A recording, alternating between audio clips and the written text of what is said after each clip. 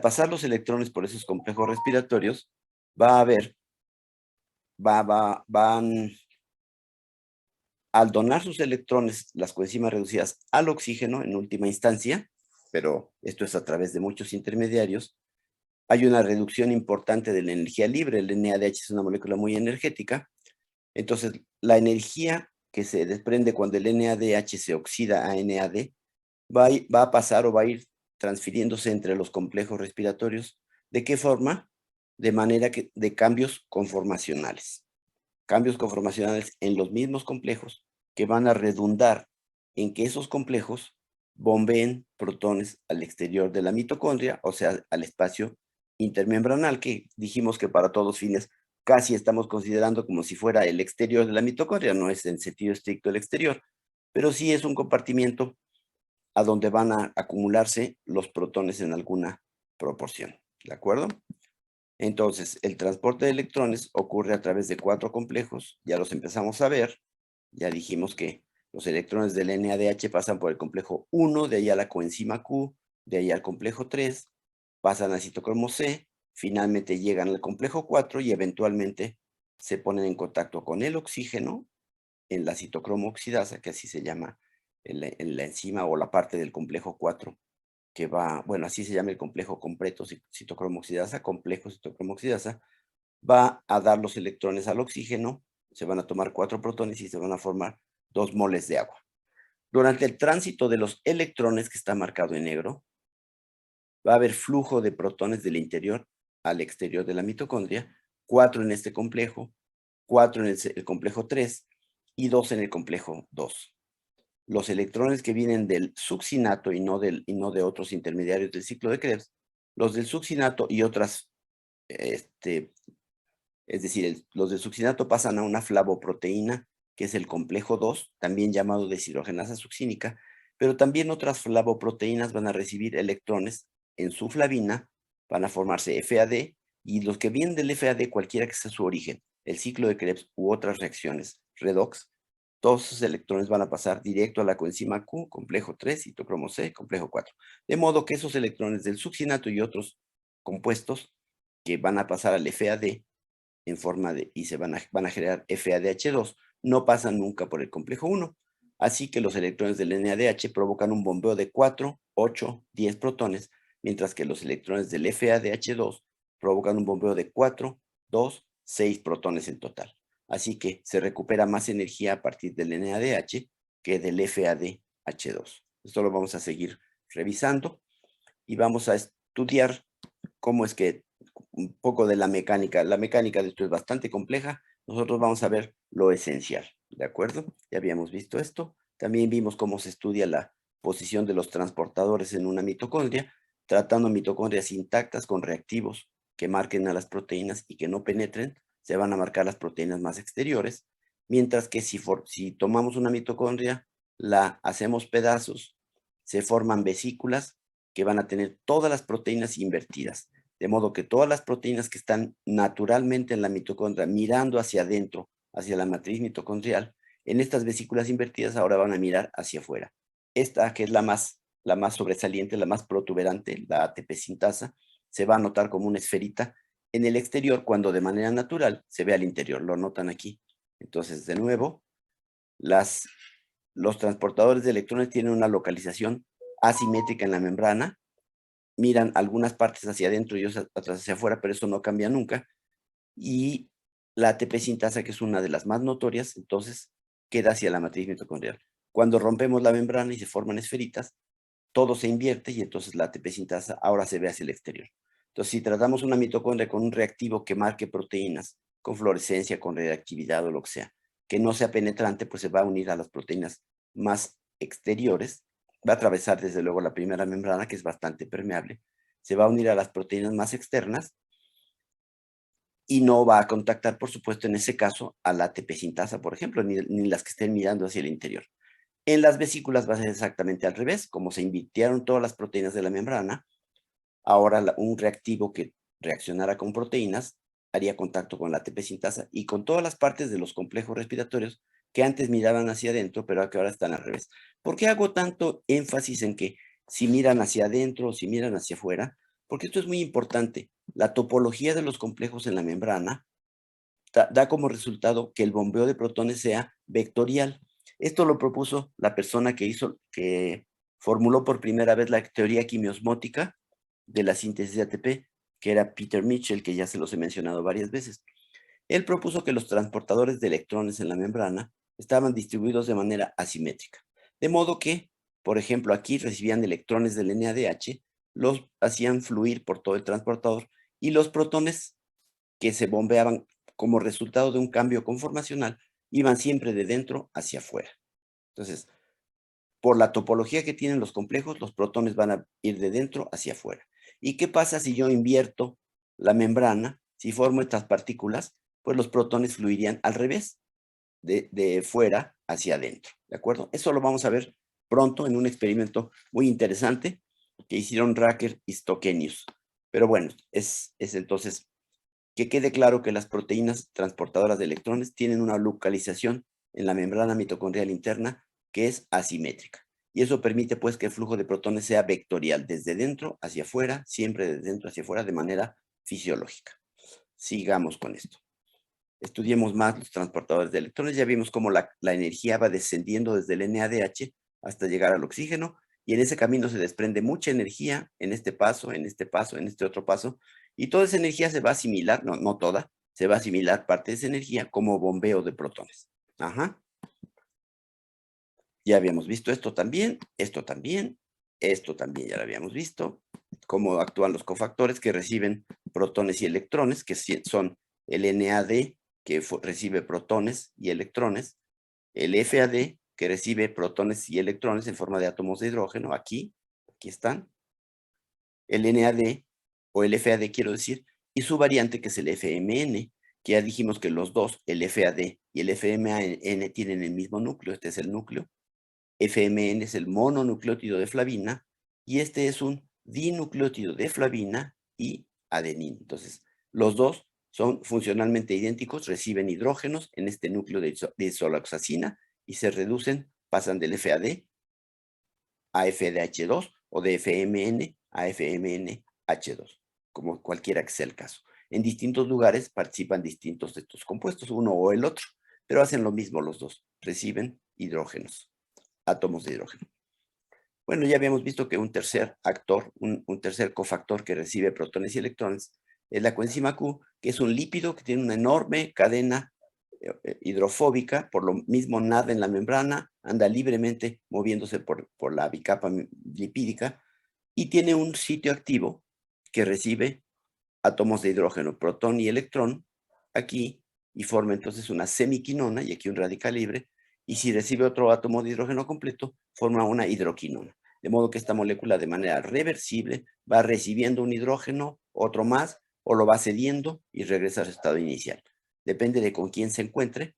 Si es con alguien al que le va a donar, pues esta molécula es la que le va a donar los hidrógenos a la otra, y entonces va a convertirse en esta, si dona uno, y en esta otra, que es la ubiquinona, la quinona convencional. Esta es quinona, semiquinona, hidroquinona. Entonces, así va a haber un flujo reversible de electrones que va a hacer esta molécula. Fíjense, cuando hablo de flujo entre estas moléculas, todos estos cofactores, es siempre de electrones. El bombeo de protones es otra cosa que ocurre ya en cada complejo. Veamos, aquí están los complejos, ya hablamos de su fórmula, de su complejidad.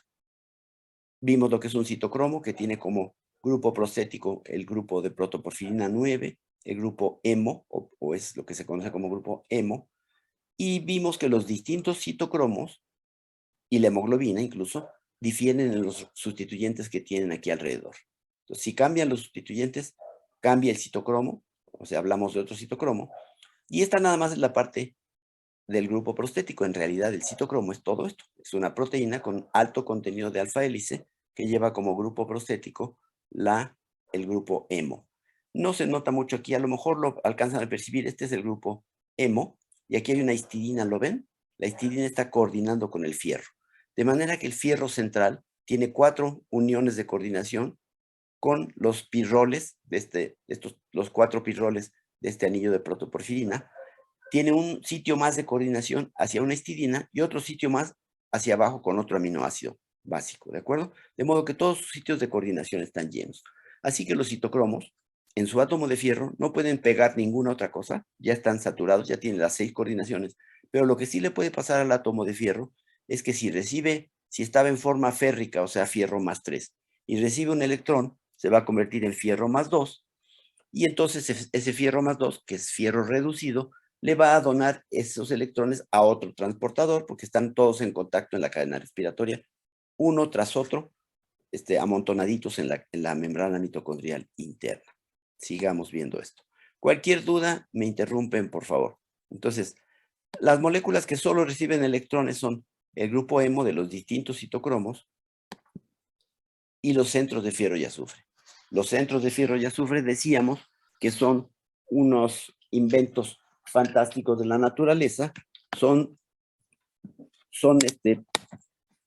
fantásticos porque implican que una proteína ha sufrido una evolución tal que en 4 de las cisteínas que la proteína tiene, en realidad es parte del complejo respiratorio, las 4 cisteínas confluyen casi en el mismo punto en el espacio para pescar, en este caso, un átomo de fierro. El fierro está coordinando con las cisteínas para que no se precipite y pueda sufrir la transición, recibir un electrón y luego que lo recibió, donarlo. Entonces, esto es el grupo prostético de un centro de fierro y azufre.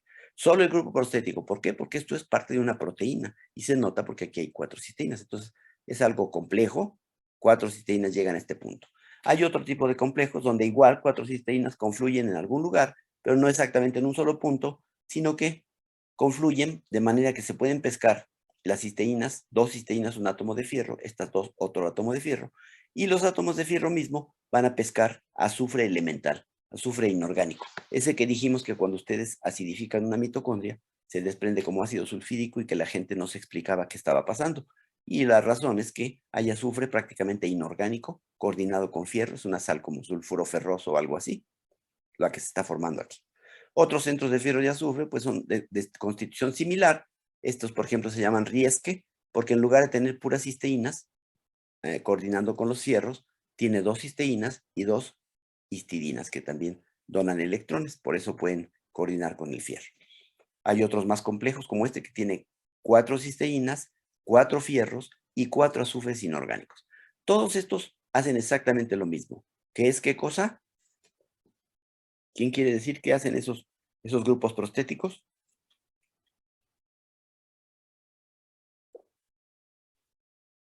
¿Están constituidos para qué? Recibir y donar electrones. Para ganar y perder electrones, ¿de acuerdo? Sí. El fierro, si está en forma férrica, recibe un electrón, se convierte en ferroso, se lo va a pasar a alguien más y entonces vuelve a ser férrico y el alguien más se va a reducir. Lo mismo pasa con este o cualquiera de estos fierros. Por supuesto que donde hay más fierros habría la posibilidad de recibir más electrones, ¿no es cierto? Pero bueno, en todo caso, en cada átomo de fierro solo se recibe exactamente un electrón. No reciben protones, no pueden pescar ninguna molécula orgánica o inorgánica, solo electrones. Bueno, muy bien. Vamos a ver un poco más sobre el complejo 1. Rápidamente, dijimos, ya aquí no estamos contradiciendo, en la diapositiva, una diapositiva anterior dijimos que pesaba como 900,000 daltones, aquí le dan un peso de 850,000 daltones. Pues estas son divergencias, dada que los complejos son realmente moléculas muy complicadas, están hechos de muchas cadenas polipeptídicas. Yo no sé si tengo una figura en donde se muestre esto, lo voy a mostrar más adelante.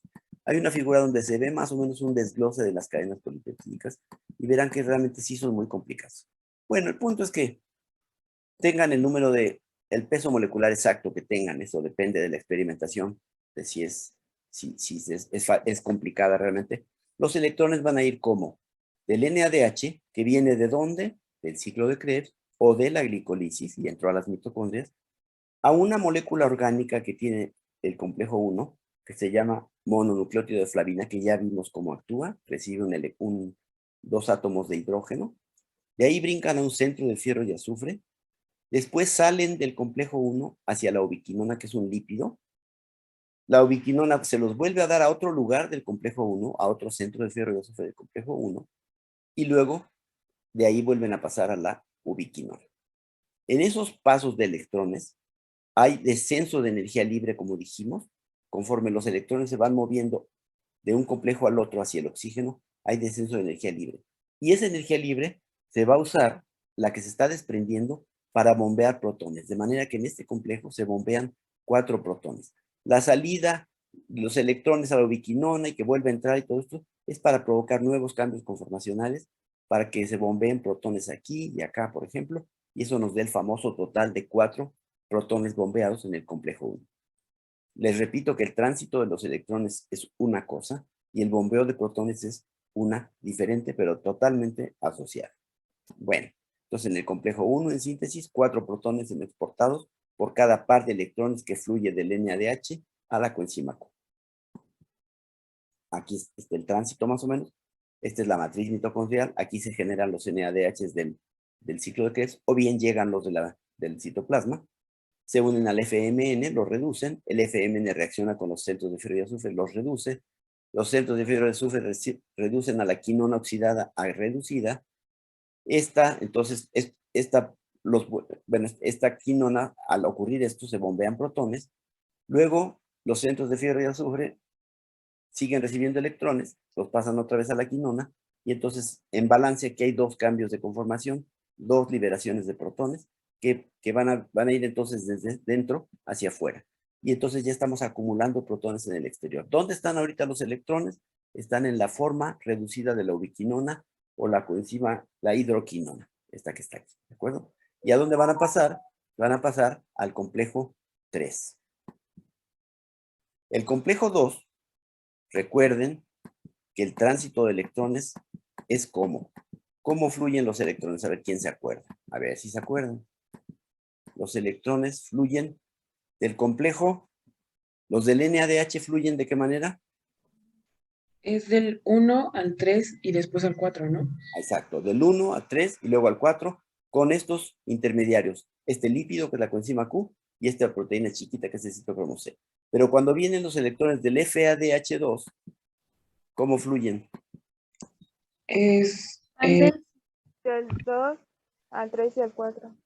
Sin Ajá. pasar por el 1. Llegan al complejo 2, que es la deshidrogenasa succínica, va a tomar los electrones en su FAD, va a quedar como FADH2, los pasa al 3, de ahí al 4, sin pasar por el 1. A ver, han participado 3 personas, 2 chicas y un chavo. ¿Quiénes son? Villalón. Villalón y Morales. Morales. Y al principio, Martínez Mendoza. Martínez Mendoza Joel. Correcto. Bien, entonces vamos para adelante. Muchas diapos adelante. Cualquier cosa que no entiendan, por favor, me la preguntan. Ya saben que todo el tiempo me pueden interrumpir. ¿De acuerdo? Entonces, complejo 1, complejo 2, vamos a ver cómo está hecho rápidamente. Esto no nos va a detener mucho. Se llama deshidrogenasa succínica por razones obvias. Quita los electrones del succinato para convertirlo en fumarato y los recibe en su FAD. Es una flavoproteína, por lo tanto, tiene flavina, y el FAD, como está unido covalentemente, pues tiene que, cuando quiere perder los hidrógenos que acaba de recibir, se los tiene que dar a alguien que esté juntito a él en la cadena respiratoria. Como está hecho con 4 subunidades, incluye 2 proteínas que tienen centros de fierro y azufre, y tiene 3 tipos de centros de fierro y azufre, los que vimos hace rato, 4FS, 3FS, 2FS. Este no lo vimos, pero bueno, existen otros que no están en el catálogo que revisamos. ¿Y cuál es la ruta de los electrones? Van del succinato, intermediario del ciclo de Krebs, al FADH2 del complejo, de ahí a centros de fierro y azufre a 2 distintos, y finalmente van a volver a la ubiquinona, ¿de acuerdo? Para pasar de ahí al complejo, como hace rato dijeron, al complejo 3, ¿correcto? La ruta completa es succinato, ubiquinona, fumarato, ubiquinona reducida, ¿de acuerdo? Ahí quedan los electrones del succinato en la ubiquinona. Y el succinato se convirtió en fumarato.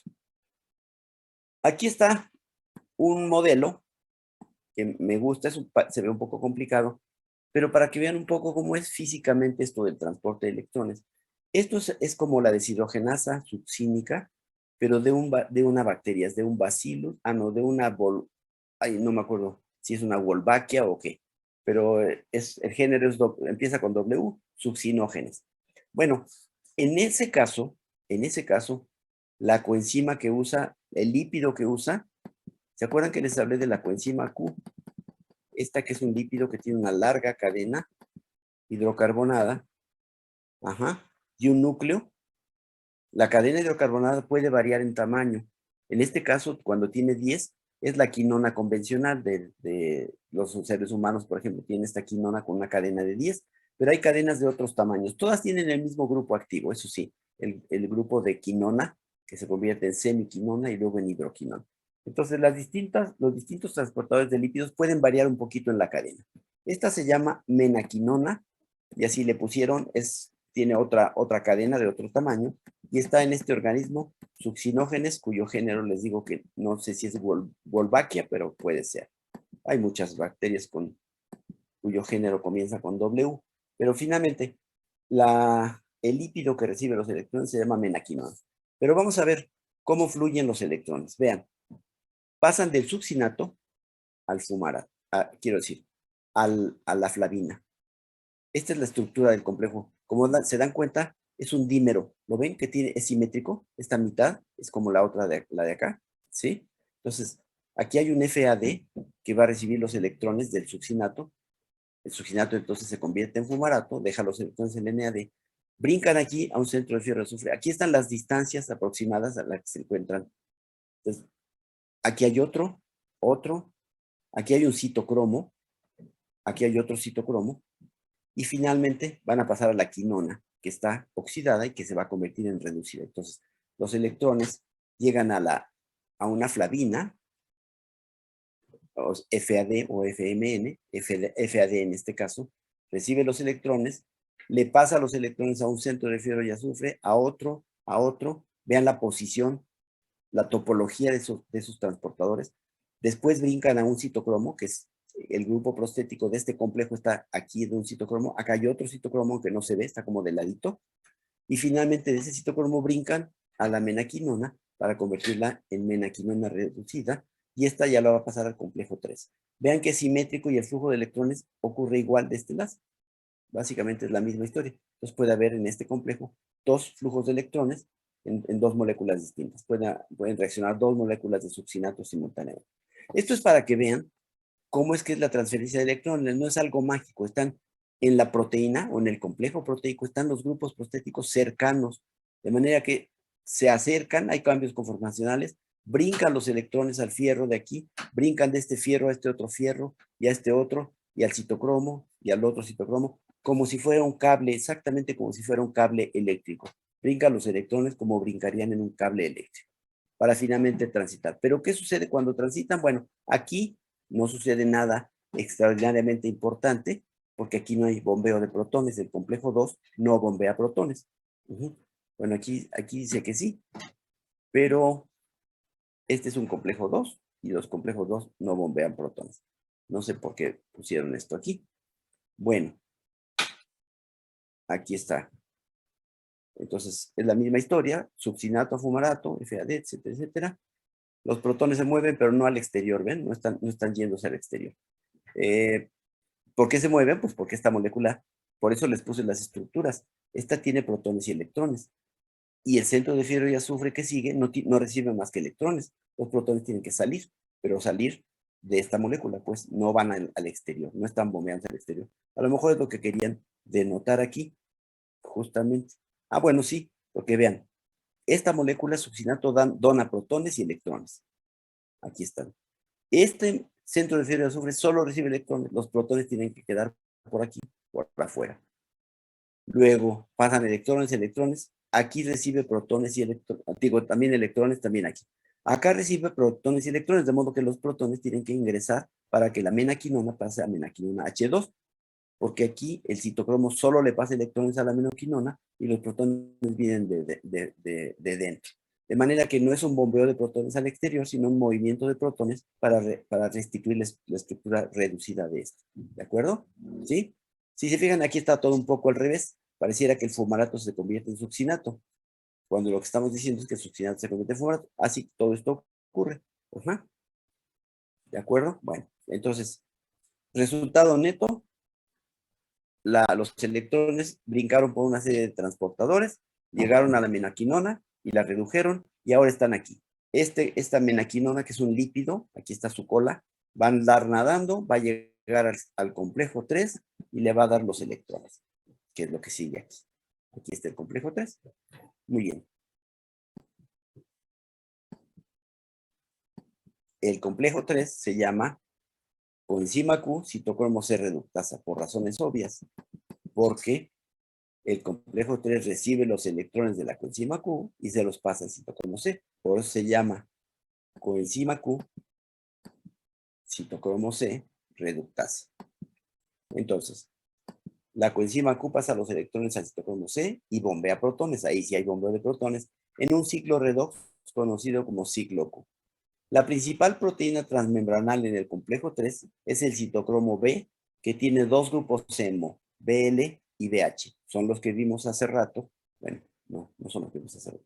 Son dos hemo que se llaman BL y BH. ¿Por qué se llaman BL y BH? Porque difieren en los sustituyentes alrededor del grupo hemo. Les dije que cada citocromo se distingue de otro en los sustituyentes que están alrededor del anillo de protoporfirina. Entonces, los citocromos, como el fierro de los centros de fierro y azufre, son agentes que solo transfieren un electrón.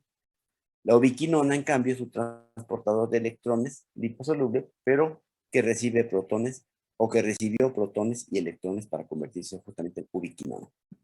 Entonces, el citocromo C es el siguiente transportador, le van a llegar a partir del complejo 3 los electrones, y ese transportador es una proteína pequeña que es libremente soluble en el espacio intermembranal, va a andar nadando, pescando los electrones del complejo 3 y llevándoselos al complejo 4. ¿Cómo sabemos que realmente están pasando los electrones entre los complejos? Bueno, pues los que estudian esto tienen muchas técnicas para determinarlo, pero aquí hay una que vamos a revisar. Fíjense bien, lo que se muestra enseguida es un espectro de absorción. Es el espectro de absorción del citocromo C. Si ustedes tienen esta proteína purificada y lo tienen en forma reducida, si lo tienen en forma reducida y hacen su espectro de absorción, ¿qué es un espectro de absorción? A ver, ¿quién quiere definir un espectro de absorción? A ver, ¿quién dice yo? Ahí están, de aquí pueden deducirlo, pero ¿quién se acuerda o quién, viendo la figura, puede proponer una definición de un espectro de absorción? Pues es la que va a mostrar cuánto Ya empezaste mal. absorbe. Ah, A ver. Te critico a ti y a cualquier miembro del grupo que empiece así. Un espectro de absorción es la que, ay caray, ¿quién es la? ¿Una señora? ¿Una qué es? No, a ver, hagan definiciones correctas, piénsenlas bien, y ensállenlas. Bueno, no les sale a la primera, esperamos a la segunda, a la Es tercera. Venga, ¿qué es un espectro? espectro. ¿Qué es espectro de absorción? Venga. Es un espectro que. No me puedes definir un espectro de absorción con la palabra espectro. Bueno, Un pues. perro no es un perro. Es un cuadrúpedo, No. un animal cuadrúpedo, vertebrado, bla, bla, bla, etc. ¿Qué es un espectro de absorción?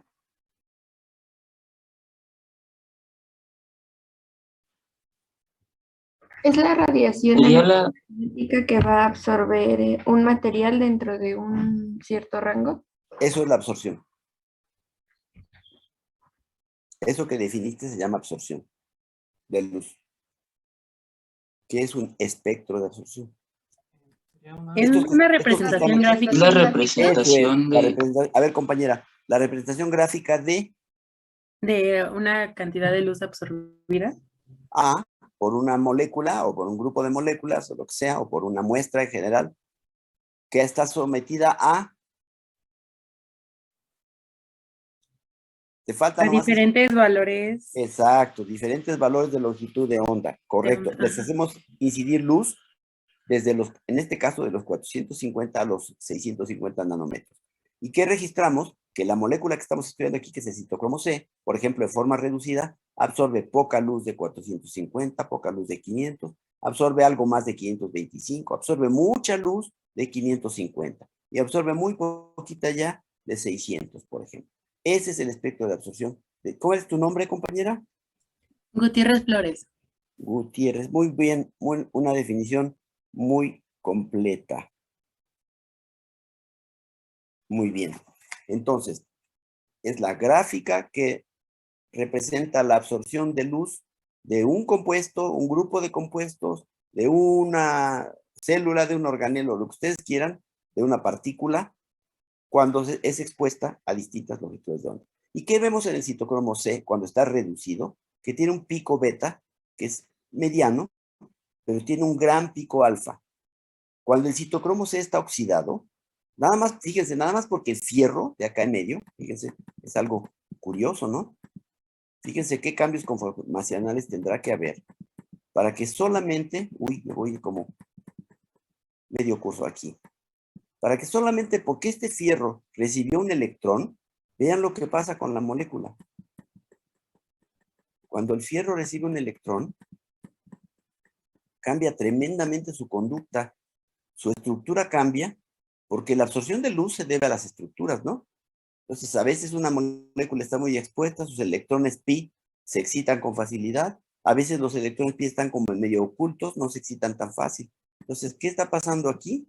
Que cuando el citocromo está en forma reducida, absorbe muchísimo en esta longitud de onda, pero cuando está en forma oxidada, a esta longitud de onda en particular absorbe poquísimo. Entonces, ¿cómo puedo saber si un citocromo C está reducido? Porque tiene un gran pico alfa, y cómo sé que está oxidado porque tiene un pico alfa que casi desapareció. ¿De acuerdo? ¿Sí? Entonces, así me voy dando cuenta si cada transportador de electrones de la cadena respiratoria está oxidado o reducido. Y esto es importante porque me permite saber cómo se están comportando, qué transportador está reducido en un momento dado, cuál está oxidado en un momento dado.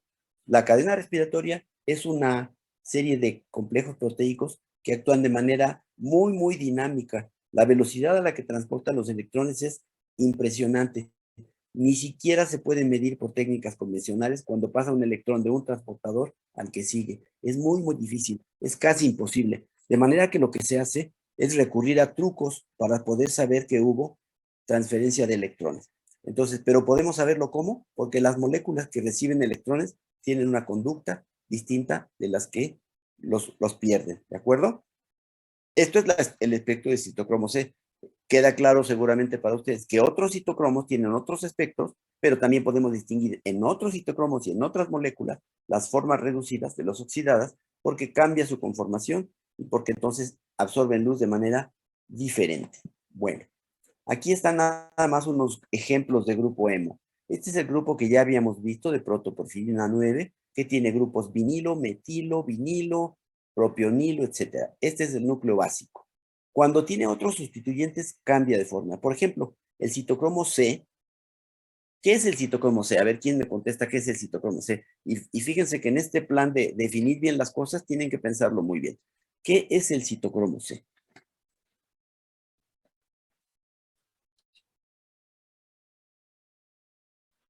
Estoy tratando de provocar que se equivoquen. Así que anímense. Porque si no se equivocan, nos vemos muy rápido. Pero si se equivocan, tenemos oportunidad de remarcar lo que es el citocromo. ¿Es una proteína que funciona como un transportador electrónico? Exactamente, gracias a que contiene un grupo hemo. ¿De acuerdo? Muy bien. ¿Ya habías participado? No, ¿Tú eres? Gil Bustamante. Gil. Correcto, muy bien. El citocromo C no es esto que están viendo aquí. Esto nada más es el grupo prostético, el grupo orgánico que le sirve para pescar electrones. En realidad es una proteína con mucha alfa hélice que anteriormente vimos, no nos vamos a regresar a eso. Pero, ¿por qué el citocromo C tiene ese espectro que vimos en particular? Porque tiene el núcleo básico, pero vean, aquí por ejemplo, esto que era un vinilo, ya no es un vinilo, reaccionó con una cisteína y digamos que se formó un aducto entre este doble enlace y la cisteína. Y lo mismo pasó acá con este otro vinilo. Eso es suficiente para que esta molécula tenga una absorción de luz distinta de esta otra, por ejemplo, y de la que está acá abajo, que es del grupo hemo A. El grupo hemo A está en el complejo 4. Esta es una proteína soluble, citocromo C, pero esto es parte del complejo 4. ¿Y por qué tiene un espectro diferente el grupo hemo A? Pues porque en lugar de tener los dos vinilos o vinilos a los que se le adicionaron cisteínas de la proteína. En lugar de eso, tiene un grupo isoprenilo, un grupo liposoluble, y este metilo se oxidó a formilo. Entonces, esto ya nos da un espectro diferente. Así que podemos distinguir este de este y de este, porque tienen absorciones de luz diferentes. Y las absorciones de luz ya sabemos que son, en muy buena medida, porque estos son núcleos de tetrapirrol, donde yo les dije que hay una conjugación tremenda de los dobles enlaces. Recuerden, doble, sencillo, doble, sencillo, doble, sencillo, doble, sencillo, doble, sencillo.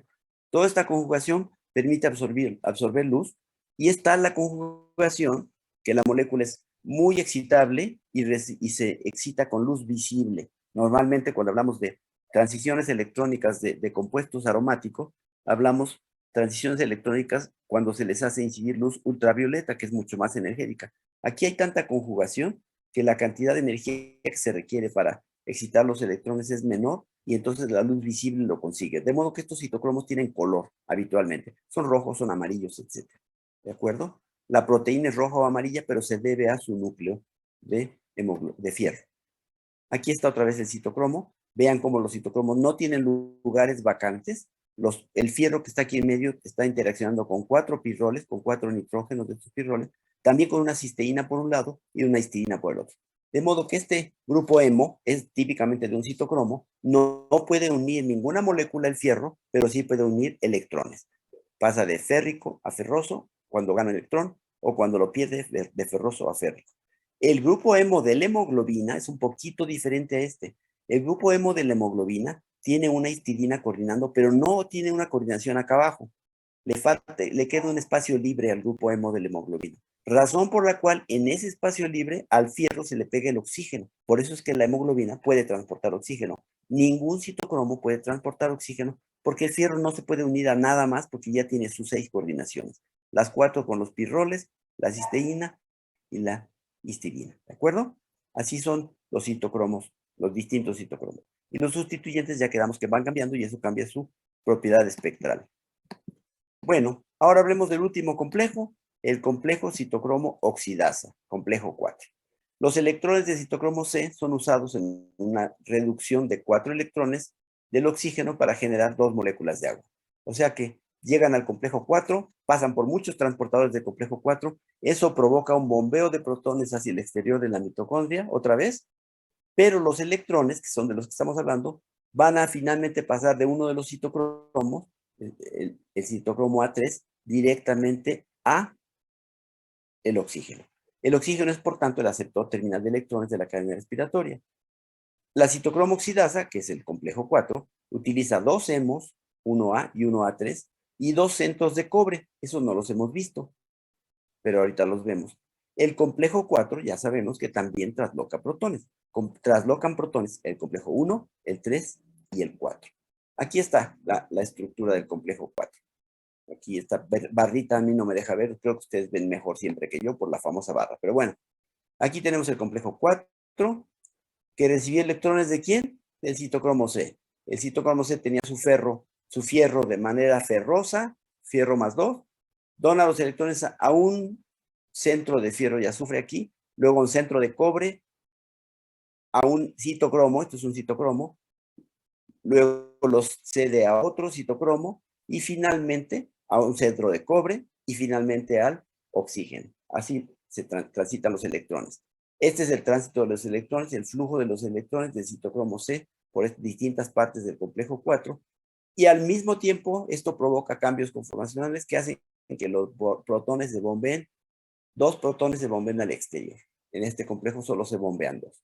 Bueno, vamos a ver el panorama completo, el esquema completo, y vamos a ver experimentos que según yo son muy interesantes, que fueron un hito en el estudio del metabolismo energético de las mitocondrias, ¿de acuerdo? Aquí están los centros de cobre, porque yo les había presentado los centros de fierro y azufre, ¿se acuerdan? Tenían un fierro aquí. ¿Cómo son los centros de cobre? Bueno, pues tienen cobre en lugar de fierro, igual coordinado con moléculas como histidinas y cisteínas. No crean ustedes que los centros de fierro y azufre, así como están, yo les dije que eran un portento de la evolución. Voy a regresarme, ¿eh? Yo les dije que los centros de fierro y azufre eran un portento de la evolución, porque las proteínas en un punto en el espacio de un complejo proteico, confluían 4 cisteínas, por ejemplo, aquí 2 de un lado, 2 del otro, pero finalmente confluían casi en un punto 4 cisteínas. Aquí confluyen igual 4 cisteínas con átomos de fierro y azufre. Aquí 2 cisteínas, 2 cistidinas también confluyen y se asocian con el fierro. No son exactamente tan espontáneos, es decir, hay una enzima que se encarga de asociar las cisteínas, de acercarlas. Desde luego son parte del complejo proteico, las cisteínas andan medio sueltas y hay una enzima que es constructora de centros de fierro y azufre que se dedica a acercar esas cistidinas para ponerlas en contacto con el fierro y formar pues estos complejos. O sea que no son absolutamente espontáneos, ayuda a una enzima a que se constituyan como tales. Pero siguen siendo una maravilla de la evolución porque se consigue que en un punto en el espacio confluyan 4 aminoácidos distintos, a veces cisteínas, a veces cistidinas, para que el fierro pueda ser pescado. ¿Y para qué? Pues para que ese fierro no quede libre, porque el fierro libre, ya quedamos que cuando esté en forma férrica, se precipita, forma precipitados insolubles. Y se trata de que esto transporte electrones, no podemos tenerlo precipitado. Así que se quela. ¿Y cómo lo vamos a quelar? Pues la célula decide quelarlo de una manera muy complicada, usa toda una proteína, que es un citocromo, para quelar esos átomos de fierro. Entonces, son unas ganancias fantásticas de la evolución, simplemente para mantener un fierro soluble así, en el agüita, para que no se precipite, se forman estas cosas. Igual las sales de cobre, el cobre cuproso en particular, cobre 1, es insoluble. Y aquí no, aquí está coordinado, eso permite que el cobre se mantenga también soluble, igual que el fierro más 3 que es insoluble. Entonces, cobre 1 es insoluble, fierro más 3 es insoluble. Aquí, ¿qué transición nos sufre el cobre? Pues pasa de cobre 1 a cobre 2, es decir, cuando pierde un electrón pasa de cobre más 1 a cobre más 2 y viceversa, de cúprico a cuproso y de cuproso a cúprico. De férrico a ferroso y de ferroso a férrico. Y pasan así porque estos van a dar sus electrones a alguien más. Ya quedamos que un centro de cobre los entrega al oxígeno, ¿no? Es lo que vimos hace ratito. Un centro de cobre los entrega los electrones al oxígeno. Bueno, ahora vamos a hablar de esto que es bien interesante, es complicado, es complejo, quiero que pongan mucha atención, pero también al mismo tiempo es, según yo, fascinante este aspecto del transporte de electrones. Vamos a hablar del acoplamiento entre el transporte de electrones y la fosforilación oxidativa. ¿Qué significa esto? Quiere decir que cuando hay transporte de electrones, necesariamente hay fosforilación oxidativa. ¿Y qué quiere decir? Que cuando hay fosforilación oxidativa, necesariamente es porque hubo transporte de electrones. No solo estos dos procesos están acoplados, también el ciclo de Krebs está acoplado a estos dos fenómenos. Si no hay ciclo de Krebs, no hay transporte de electrones. A ver, ¿por qué si no hay ciclo de Krebs no hay transporte de electrones? Es una pregunta casi tonta, muy sencillita, pero nada más para que nos volvamos a centrar. ¿Por qué si no hay ciclo de Krebs no hay no hay transporte de electrones? Porque del ciclo de Krebs van a salir las coenzimas que son NADH, perdón, y ¿Sí? FDA. Exactamente, FADH2. Sí, si no hay ciclo de Krebs no se forman las coenzimas reducidas, porque quien alimenta de electrones la cadena respiratoria son esas dos coenzimas, el FADH2 y el NADH. ¿De acuerdo? Bueno, entonces, fosforilación oxidativa, transporte de electrones. Tú ya habías participado, ¿verdad, compañera? Me parece. Soy Torres, bien, perfecto. Ya iba a cometer una injusticia. Defiéndanse. Bueno, Torres, tú ya no necesitabas gran cosa, ya estás en la punta de las participaciones. Muy bien. ¿Qué quiere decir que están acoplados? Vamos a ver experimentos que van a demostrar eso. Bien bonitos los experimentos, según yo. También el ciclo de Krebs, ¿de acuerdo? Ciclo de Krebs, respiración, fosforilación, son todos ligados. Si no ocurre uno, no ocurre el otro. Si detengo la fosforilación oxidativa, detengo el transporte de electrones, detengo el ciclo de Krebs y nos morimos de asfixia. Si detengo el ciclo de Krebs, también nos morimos de asfixia. Si detengo el transporte de electrones, igual nos morimos de asfixia. O sea que nos podemos morir de cualquier cosa. Va.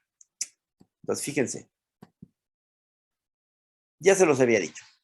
Es la tragedia que vivieron los bioquímicos por 20 años. Pensando que la síntesis de ATP en las mitocondrias ocurría por fosforilación a nivel de sustrato. ¿Y qué dijimos que era fosforilación a nivel de sustrato? Era la formación de una molécula de ATP o un equivalente GTP, lo que sea, a partir de un compuesto de alta energía.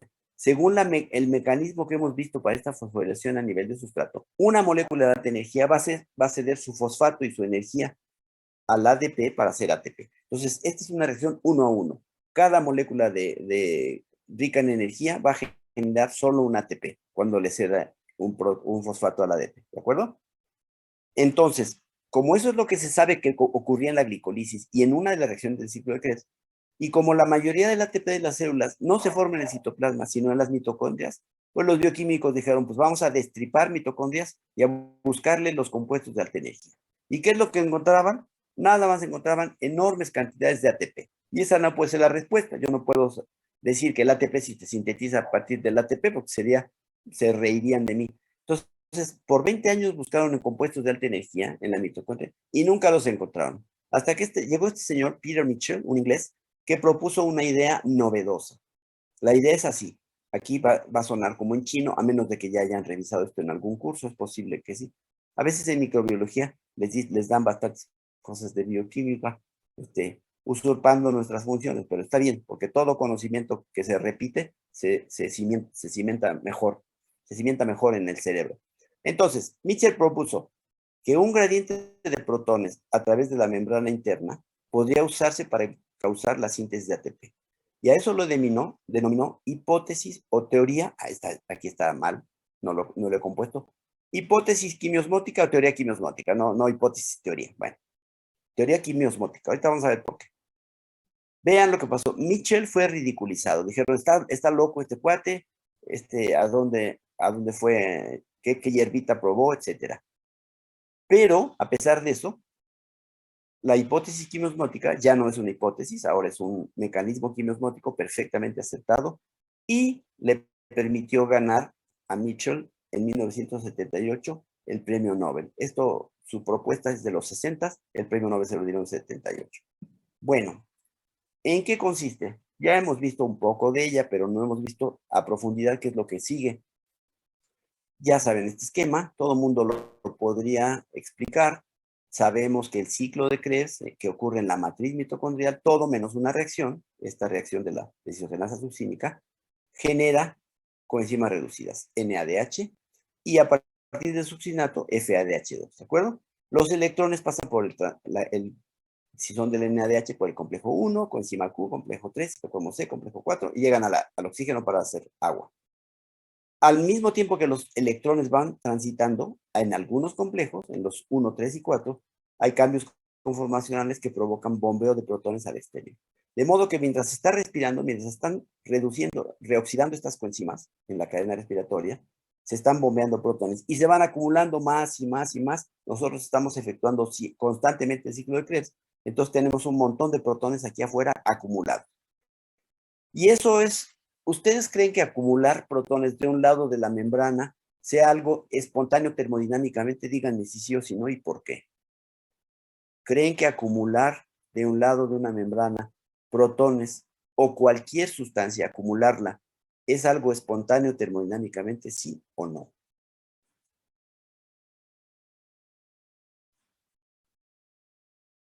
¿Es algo natural? ¿Cuál es la tendencia? Sí. Oye, Pues creo que no, sí. ¿por qué no? Porque si no la membrana me parece que se empezaría a despolarizar y pues eso no es obvio. No. Olvídate de eso, de lo que le puede pasar a la membrana.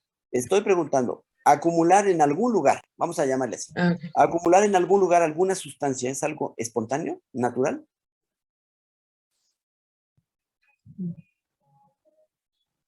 Cuando tú pones un cristalito de un colorante en agua, ¿es natural que el cristal se quede así completito? ¿O qué le va a pasar a las moléculas del colorante? Se va a solubilizar, ¿no? Porque va a ocurrir una cosa que se llama, bueno, solubilización, y también se llama solubilizar, es que todo quede azulito ahí donde está el cristal. Pero en realidad se va a quedar ahí todo lo azulito o se va a repartir por todo el líquido. Se va a repartir. Eso se llama difusión. Las moléculas de colorante van a difundir, ¿cierto? Bueno, Sí. la difusión es un fenómeno que tiene que ver con la entropía.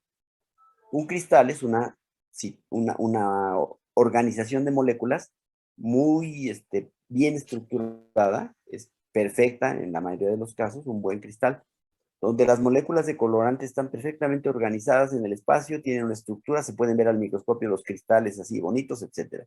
Tienen una estructura fija y perfecta.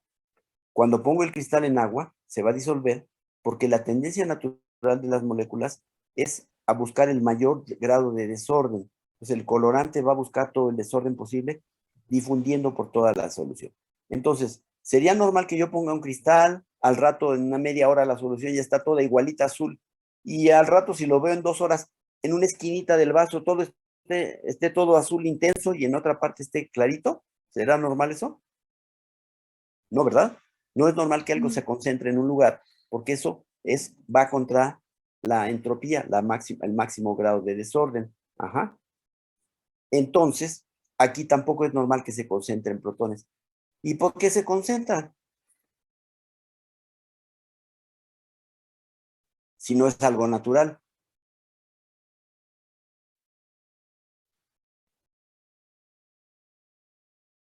Alguien que haya participado y que no le haya anotado, no hay el caso, ¿verdad? Bueno, alguien que quiera contestar eso, independientemente de si participó ya o no. ¿Por qué entonces se están concentrando aquí protones? Si no es un fenómeno natural. Pero luego estos van a regresar adentro de la Ah, no, membrana. espera, eso es lo que sigue. No. A ver, fíjense muy bien cuando se pregunta una cosa, céntrense en la pregunta y piensen en la respuesta. Yo estoy preguntando por qué, si no es natural que ninguna molécula o ion se concentre en algún lugar, aquí se están concentrando muchos protones. ¿De acuerdo? Cierto que van a regresar, eso lo vamos a ver enseguida. Pero ¿por qué se están concentrando si es un fenómeno no natural, no espontáneo? ¿Cómo ocurre? ¿Cuándo podemos hacer que un fenómeno no espontáneo ocurra? Aplicando la energía. Claro, ¿y con qué energía estamos sacando esos protones? La que viene del NADH y del FADH2.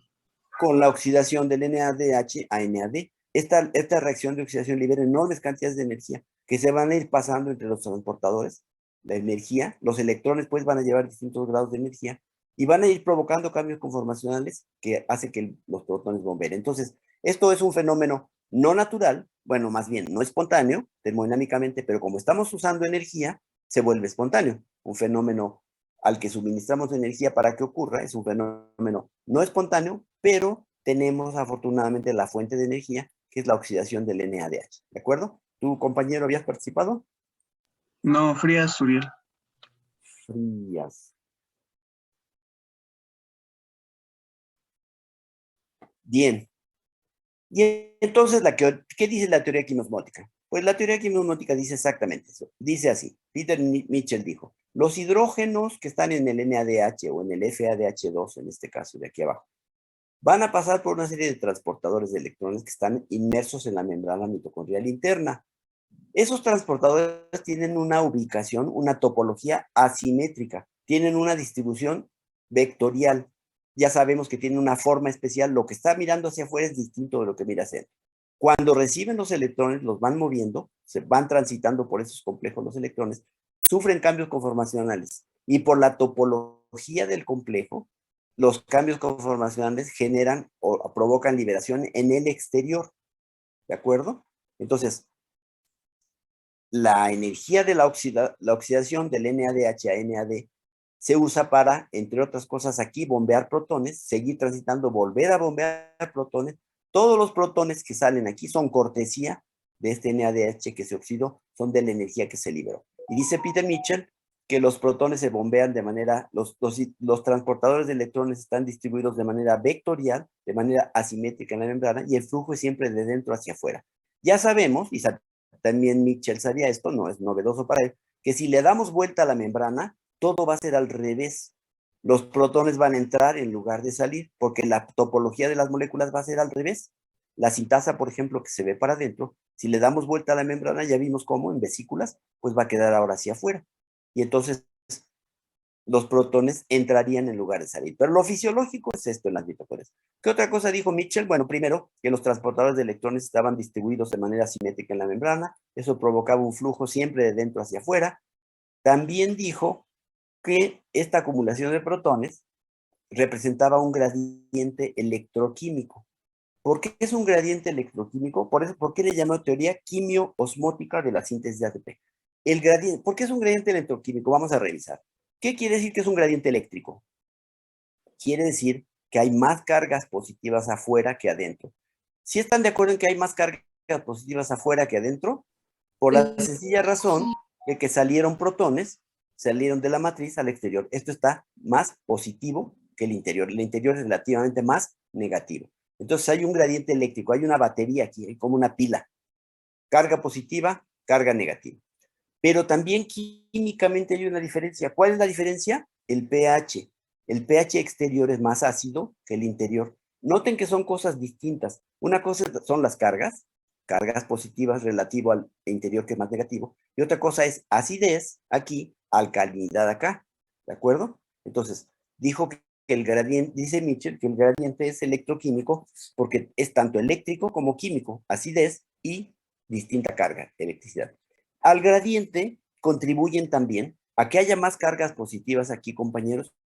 Contribuye una enzima que se llama ATPasa sodio-potasio. ¿Se acuerdan lo que hace la ATPasa sodio-potasio? Hay una ATPasa sodio-potasio en la membrana mitocondrial interna. ¿Qué hace la ATPasa sodio-potasio? ¿Ya llevaron fisiología? Ya, es la que va a activar los canales dependientes de potasio. ¿Qué es lo que hace la enzima? ¿Por qué se llama ATPasa sodio-potasio? ¿Por qué tiene ese nombre? Esa es una cuestión no de fisiología, es una cuestión de bioquímica. ¿Por qué le llamamos a una enzima ATPasa sodio-potasio? ¿Qué hace? Pues según yo, la ATPasa va a fosforizar los canales, ¿no? O sea, rompiendo, bueno, sacando un fósforo del ATP para fosforizar los canales y dar... No saca fósforo. Ah, bueno, sí. A ver, sí. Sacando un fósforo del ATP, bueno, es una forma, curiosa de decir las cosas. Sí, Pero lo que hace la enzima es transportar iones. ¿Qué iones transporta? sodio y potasio. Claro, se llama ATPasa sodio potasio. ¿Y cómo los transporta? ¿En cantidad igual? No, Saca 3 sodios. y mete 2 potasios. Entonces, ¿qué provoca netamente? Una acumulación de carga positiva, ¿dónde? Afuera de la Afuera. membrana. Como saca 3 sodios, pero solo mete 2 potasios, hay un desequilibrio de cargas. Entonces, el gradiente del espacio intermembranal está formado por una gran cantidad de protones, pero también la carga positiva de este espacio, estoy hablando de la carga, esto tiene que ver con acidez. El sodio no tiene que ver con acidez, pero sí con carga. El sodio que salen 3 y solo entran 2 potasios va a incrementar la carga positiva. Por eso él dice que hay un gradiente electroquímico, porque hay acidez aquí, alcalinidad acá, y hay una carga eléctrica positiva aquí, que la dan los protones y los iones sodio en exceso, respecto a una carga negativa aquí, que se obtuvo porque salieron los protones desde el interior hacia acá. ¿De acuerdo? Entonces dice que eso es una energía, es como una batería. ¿Están de acuerdo que sería como una pila eso? ¿Una batería? Cuando hay distinta cantidad de electrones en un electrodo y en el otro, pues van a fluir de uno al otro. Pues aquí va a pasar lo mismo. Aquí lo que pasa es que no son los electrones los que están generando esta batería, sino los protones y los iones sodio, etc. Entonces, el gradiente electroquímico es una forma de energía. ¿Están de acuerdo conmigo? Una batería puede prender un foco, puede mover un motor, etc. Entonces, esto es una situación energética. Esta situación energética va a dar lugar, cuando se disipa este gradiente de protones, va a dar lugar a la síntesis de ATP. Ahorita vamos a ver el mecanismo. Bueno, lo que propuso Mitchell era esto. Los protones que se acumulan en el espacio intermembranal no pueden regresar por la membrana interna. ¿Por qué no pueden entrar por aquí, por cualquier lugar? Estos protones, ¿por qué no pueden entrar? ¿Qué les dije de la membrana mitocondrial interna? Que como cualquier membrana es... Que era menos permeable la interna y los Sí. protones no podían andar Ajá. pues pasando, así que necesitaban a los complejos. Prácticamente ninguna membrana deja pasar libremente iones. ¿Por qué? Porque los iones no están solitos. Este protón está solvatado con un montón de moléculas de agua. Pues cuando quiere penetrar, se tendría que deshacer de sus moléculas de agua. Entonces, esto no ocurre porque esta zona es hidrofóbica. Entonces, los protones no pueden entrar por donde quieran. Simplemente por eso se acumulan. Si pudieran entrar, salir y luego meterse, pues nunca se acumularían. Entonces, se acumulan. Y la única forma por la que pueden regresar a la matriz mitocondrial los protones, y ya dijo una compañera que después regresan, es cierto, los protones van a regresar pasando por un canal de una proteína que se llama ATP sintasa. La ATP sintasa tiene una estructura así muy particular, una parte que está metida en la membrana, otra parte que está hacia la matriz mitocondrial, esta parte protuberante, y tiene un canal, bueno, más bien una serie de proteínas que se pueden ir protonando, los protones van a contactarlas, después va a transferirse a una proteína conductora y van a regresar a la matriz mitocondrial. O sea que lo que se acumuló aquí va a pasar solamente por aquí. No hay otro lugar. Solo pueden regresar los protones por el canal. Vamos a llamarle canal, no es estrictamente un canal, pero por la ATP sintasa. ¿Cómo? No sabemos. Bueno, sí sabemos. O hay bastantes evidencias de cómo. Pero al regresar los protones por aquí, van a provocar cambios conformacionales en la ATP sintasa. Otra vez estamos hablando que los cambios conformacionales son importantísimos para la recuperación de energía. Los cambios conformacionales provocan el bombeo de protones en estos tres complejos. Los cambios conformacionales que ocurren cuando un protón pasa por aquí, hacen que la ATP sintasa pueda pegar ADP y fosfato para dar ATP. Que otra vez, la síntesis de ATP es una reacción no espontánea, porque unir ADP y fosfato requiere 7.300 calorías por mol. La hidrólisis sí es espontánea, pero no la síntesis. ¿De dónde sale la energía para que se peguen estos dos? Del paso de los protones. ¿De qué forma? Por cambios conformacionales que ocurren en la ATP sintasa, que permiten pues la unión de ADP y fosfato para dar ATP. Vamos al detalle de cómo ocurre todo esto. Ya vimos cómo ocurre el transporte de electrones, el ciclo de Krebs. Ahora vamos al detalle de cómo es que los protones van a ingresar por aquí para dar ATP. ¿De acuerdo? Muy bien, pues vamos a eso.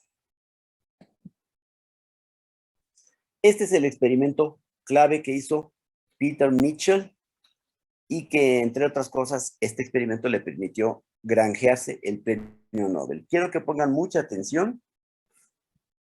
Este es Peter Mitchell y les voy a explicar cómo se hizo el experimento. Aquí está el esquema.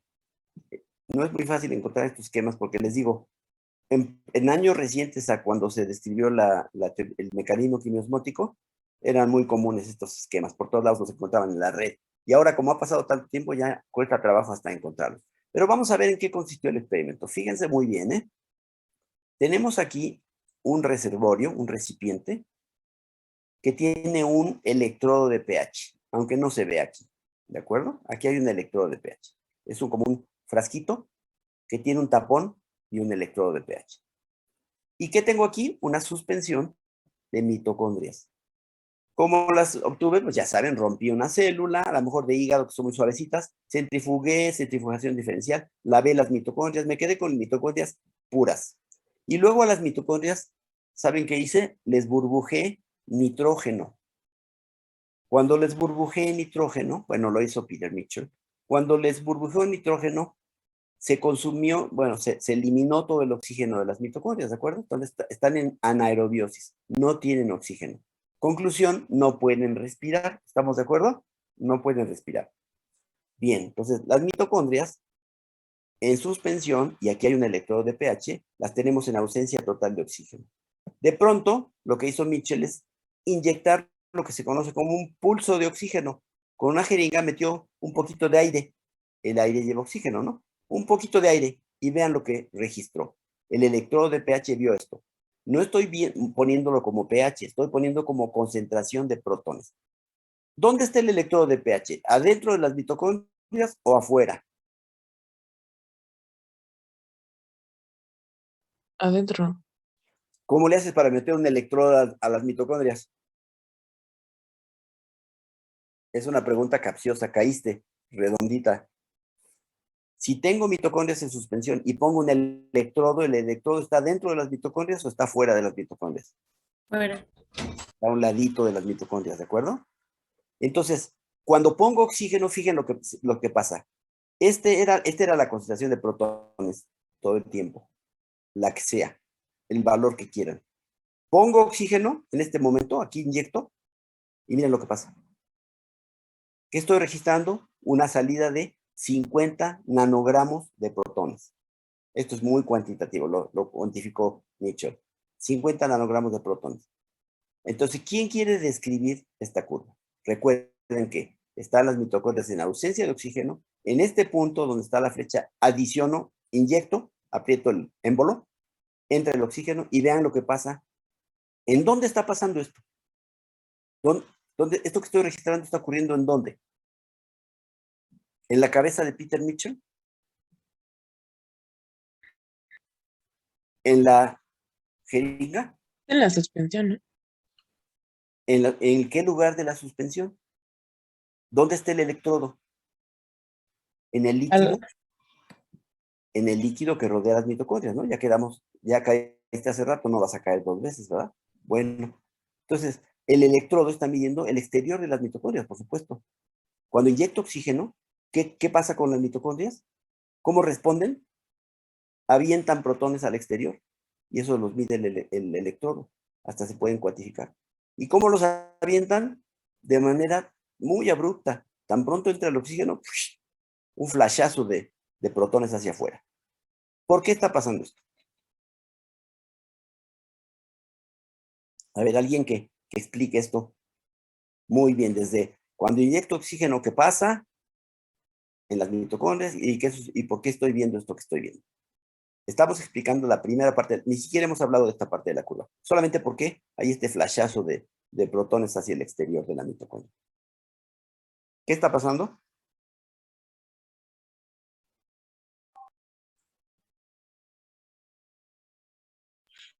Pues según yo que cuando entra el oxígeno, pues empieza a dar la cadena respiratoria y la fosforilación oxidativa. ¿Por qué se empieza a dar cuando entra el oxígeno? Porque el oxígeno es un requerimiento para que la mitocondria funcione. Porque es el aceptor final, es el que va a recibir los electrones. No pueden fluir los electrones si no hay quien los reciba. Y no había nadie que los recibiera porque estaban en nitrógeno, les quitamos todo el oxígeno. Cuando pongo el oxígeno, ya está la molécula que al final de la cadena va a recibir los electrones, pues ya pueden fluir. ¿Y por qué van a fluir protones al exterior cuando agrego oxígeno? ¿Qué está pasando dentro de la mitocondria? ¿Qué estoy disparando? Protones. No. ¿Qué estoy disparando yo? No, ¿qué está disparando la mitocondria? Oxígeno. Oxígeno. Cuando disparo el oxígeno a las mitocondrias, ¿qué pasa en las mitocondrias? Evidentemente, en la matriz mitocondrial, ¿qué está pasando? ¿Qué estoy propiciando con el oxígeno? Es cuando se oxida el FAD y el NAD y... Claro, estoy propiciando que estas moléculas, el FAD y el NAD, pasen sus electrones al oxígeno. Pero, ¿de dónde salieron los electrones? Del FAD y del NAD.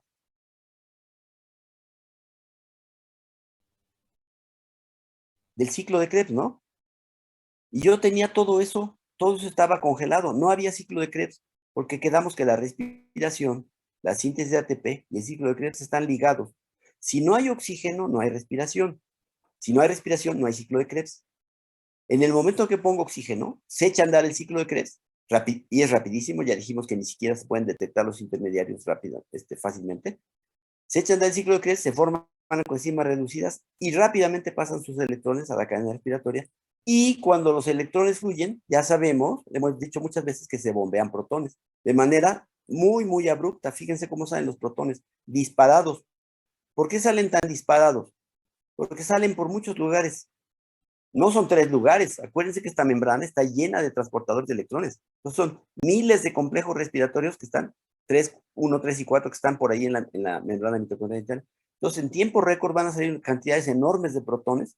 ¿Por qué? Porque ya hay quien reciba los electrones, que es el oxígeno. Eso va a jalar los electrones del NADH. Eso va a impulsar al ciclo de Krebs a que produzca más NADH, fluyan los electrones y se bombeen los protones. ¿De acuerdo?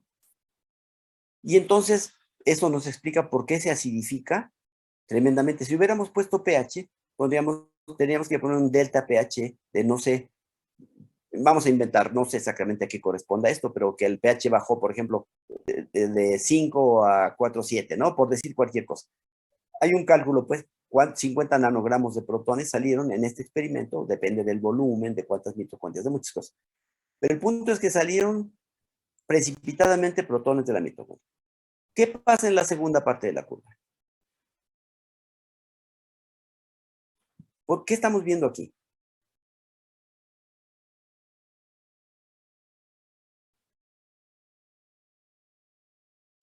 Un descenso. ¿Todo el mundo entiende esta primera mitad de la curva? Sí, profe. Ya nos contestó todo el mundo. Muy bien. ¿Esta otra mitad? ¿Qué pasa?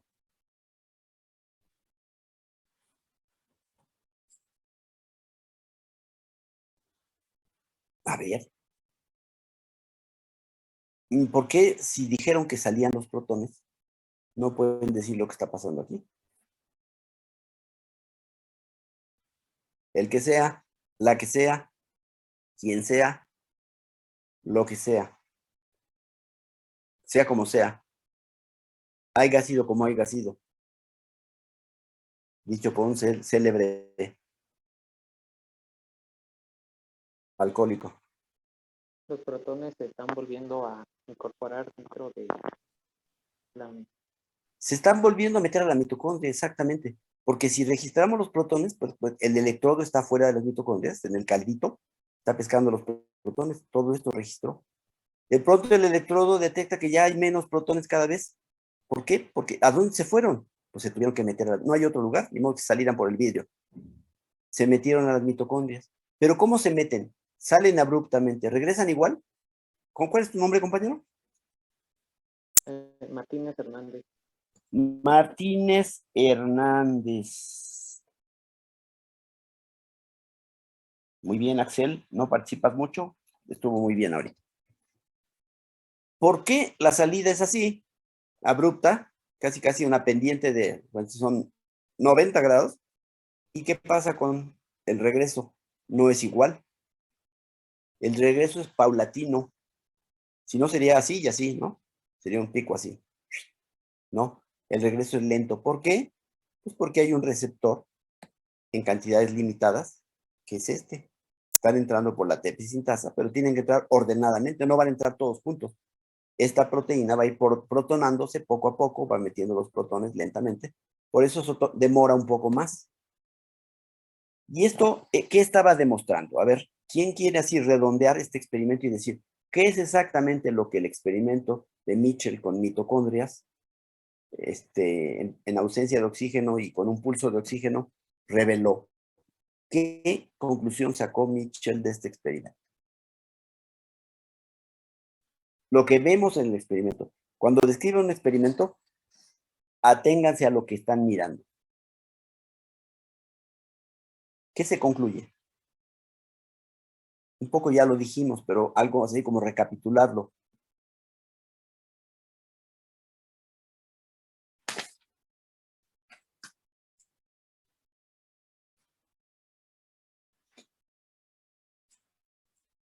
¿Nadie quiere decirlo? La presencia de oxígeno es esencial para que se lleve la cadena de transporte de electrones. Eso es lo que se concluye de aquí. Ya resumiste el experimento y no hablaste de todo esto. La introducción de oxígeno a mitocondrias que no estaban metabolizando dispara ¿qué cosa? Dispara la respiración, porque este es el aceptor de los electrones. La respiración es el paso de electrones de las coenzimas reducidas al oxígeno. La entrada de oxígeno dispara el transporte de electrones y el transporte de electrones lleva colateralmente, de manera concomitante, de manera indisociable, el bombeo de protones al exterior. ¿De acuerdo? Entonces, está demostrando Mitchell que cuando hay un aceptor de electrones, cuando puede ocurrir la respiración ocurre por paso de electrones del NADH hasta el oxígeno y de manera simultánea, o casi simultánea, en distintos transportadores de electrones, se provoca el bombeo hacia el exterior, de manera que se acumulan en el espacio intermembranal, o sea, en este caso en el exterior de las mitocondrias. ¿Está claro? Eso es lo que demostró Mitchell, que era la parte de su teoría esta. Los protones salen, se meten por acá. La parte de la síntesis de ATP no la está demostrando. ¿Se fijan que no? Solo está demostrando que el flujo de electrones del NADH hasta el oxígeno provoca bombeo de protones. Estamos viendo esta parte. El experimento revela exactamente esa parte. Vamos a ver la otra parte. cómo se demuestra que los protones cuando entran por aquí dan lugar a la síntesis de ATP, lo que se conoce como fosforilación oxidativa. Esto fue la respiración, ciclo de Krebs, transporte de electrones, síntesis de ATP o fosforilación oxidativa. Vamos a ver experimentos que van a poner en evidencia esto. Otra vez la misma idea, ya saben, de las coenzimas NADH y FADH2, pasando por los complejos, los electrones transitan por aquí, simultáneamente en algunos complejos, se bombean protones, se concentran en la parte externa de la mitocondria, regresan por el canal de la ATP sintasa, esto provoca la síntesis de ATP por un mecanismo que todavía nos falta saber, esto no lo hemos visto, esto sí. Misma historia, exactamente lo mismo, nada más con modelos un poco más reales, ya habíamos visto. Aquí se ven las cadenas polipeptídicas, fíjense el desglose, fantástico. El complejo 1, aquí no, esto no lo están desglosando bien. Es más difícil, compañeros, estudiar las proteínas transmembranales que las que están metidas en la membrana son complejas de estudiar, porque para sacarlas de la membrana tenemos que poner casi siempre detergentes. Y al poner detergentes, a veces provocamos la disociación de las proteínas, en fin. El punto es que hay una parte del complejo 1 que está metido en la membrana mitocondrial y otra parte que es protuberante. Aquí están las cadenas polipeptídicas. Fíjense en el MN, por aquí está pegado los centros de fibra y azufre, eso no lo detallan aquí, pero ¿cuántas subunidades? Es un detalle que evidentemente a lo mejor no aporta demasiado, no vamos a aprendernos de memoria nada de esto, pero vean hasta qué grado de desglose se conoce todo. Este es el complejo de deshidrogenasa succínica o complejo 2. Más bien la deshidrogenasa succínica o complejo 2.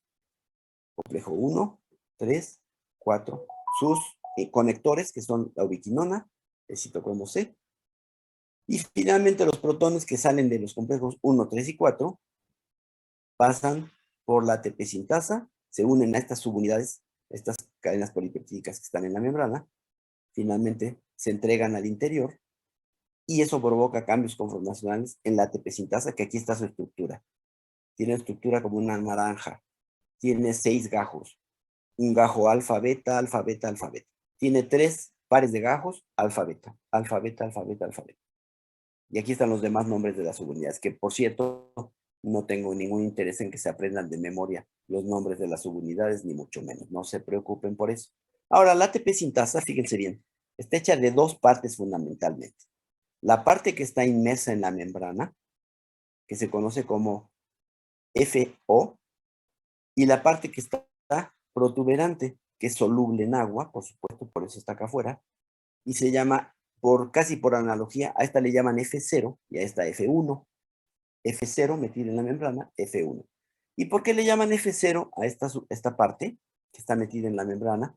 Porque resulta que cuando tratamos unas mitocondrias o unas células, o unas personas, con un compuesto que se llama oligomicina, la oligomicina es un compuesto químico que se une a esta porción, y vamos a decirlo de una manera totalmente coloquial, como lo diría el que vende tacos en la esquina, hace como un tapón. La oligomicina, hagan de cuenta que tapona esta subunidad. ¿Y qué sucede cuando se tapona? Que no pueden entrar los protones. Si no pueden entrar los protones, ¿hay síntesis de ATP?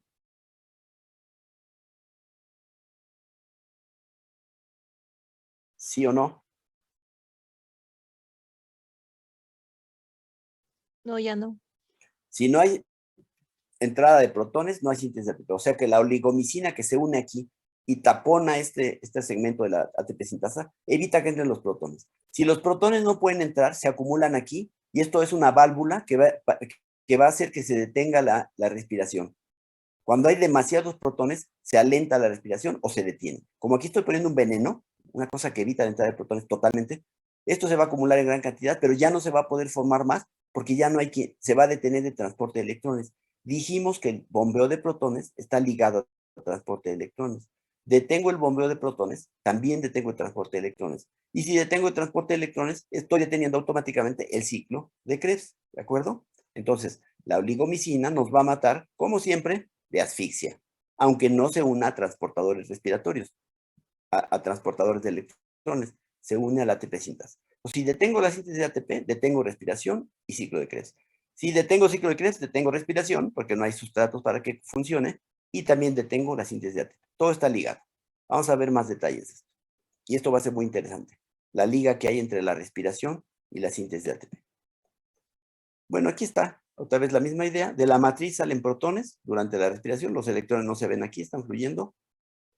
Y los protones que no pueden entrar por aquí, van a entrar por el canal de la sintasa. Eso va a provocar la síntesis de ATP. ¿De acuerdo? Aquí tendría que haber una flecha, un atache, ¿no? Porque no pueden entrar por la membrana, por cualquier lugar de la membrana, solo por esta proteína, la porción FO o F0 de la ATP sintasa. Ya quedamos que se llama fracción O porque es sensible a oligomicina. Y por extensión, pues le dicen 0 y le pusieron 1 a la otra parte. Otra vez la misma historia, hay un gradiente electroquímico, hay cargas positivas afuera de los protones, también de los iones sodio por la TPasa sodio-potasio. Hay relativa carga negativa adentro, hay acidez afuera, hay relativa alcalinidad adentro. Eso es un gradiente electroquímico que nos permite formar ATP porque lleva a la acumulación de protones y la energía de esta batería, digamos, de este gradiente electroquímico se va a usar cuando se metan los protones por aquí.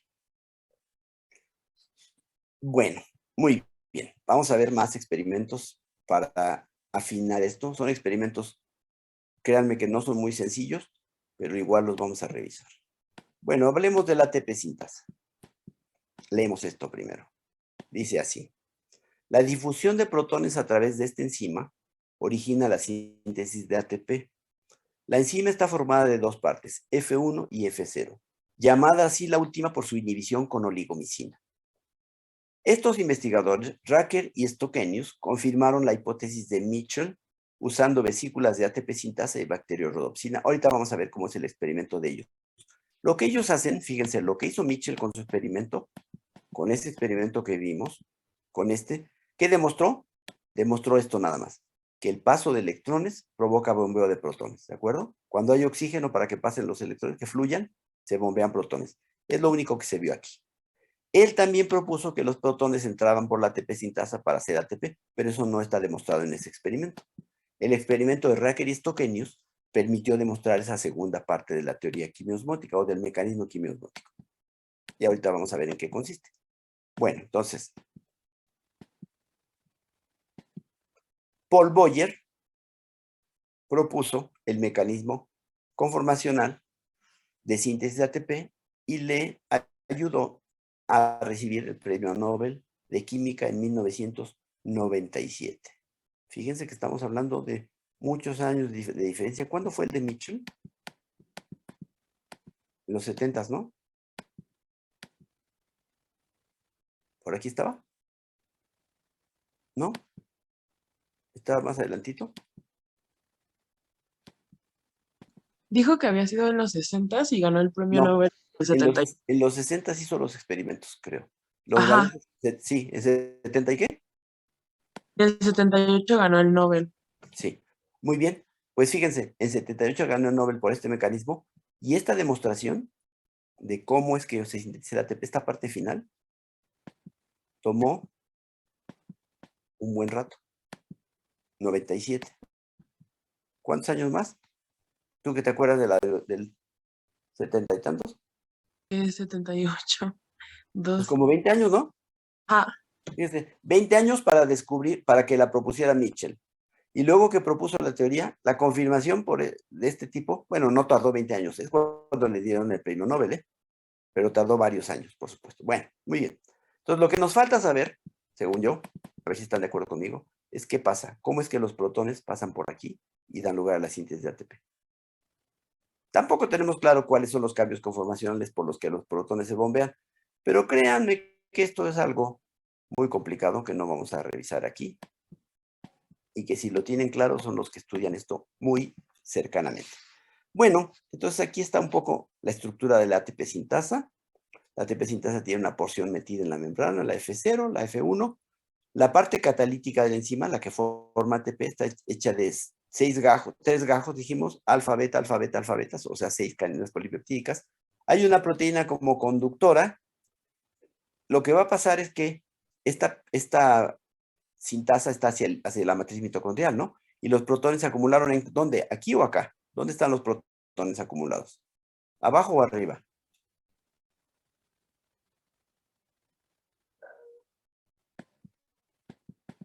Están por fuera de la membrana, entonces estarían de esa imagen abajo, ¿no? Ajá. Exacto. En la imagen que vimos, los protones se acumulan de este lado y fluyen para acá, hacia el sitio activo de la sintasa. ¿Cómo es que fluyen? Vean, los protones reaccionan con estas cadenas polipeptídicas, son puras alfa hélices transmembranales, y las van protonando. Protonan una cadena, hay un cambio de conformación, un pequeño giro, y eso acerca la otra cadena que se protona, y entonces van protonando una tras otra. Al protonarse varias subunidades, eso provoca una rotación, un giro. ¿Un giro de quién? De esta proteína que está metida en medio, este eje.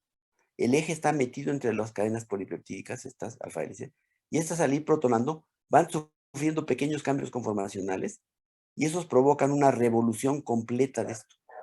Cuando esto gira aquí dentro, y les voy a dar una evidencia experimental de que gira así física, ustedes van a ver cómo se mueve. Cuando esto gira, pues naturalmente como esta proteína está metida hasta acá, está en contacto con la parte catalítica, también provoca cambios conformacionales en todo esto. Entonces los protones llegan, protonan todo esto, entran por aquí, protonan, luego ya llegan a la matriz mitocondrial, se regresan a la matriz por un conductito por aquí. Entonces de dentro, de fuera, llegaron al interior. Y eso provocó un giro, una revolución de esta hélice, de este eje. Al girar el eje cambia la conformación de la ATP sintasa y eso da lugar a la síntesis de ATP. Aunque no lo crean y aunque parezcan que es choro, no es choro. Ahí va la explicación.